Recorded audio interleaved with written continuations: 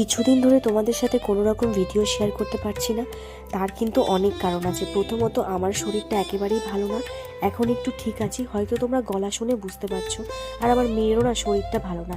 এই ভিডিওটা কিন্তু 1 সপ্তাহ আগে তুলে রেখেছি, তো সেটাই তোমাদের সাথে শেয়ার করলাম। সকালে রান্না করতে যাব তো হঠাৎ দেখি গ্যাস ফুরিয়ে গেছে, তাই বাধ্য হয়ে ইন্ডাকশানে বসিয়ে দিয়েছি।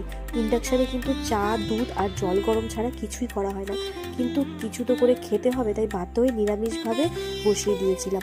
তারপর তাড়াতাড়ি রান্নাবান্না করে খেয়ে বেরিয়ে গেছিলাম।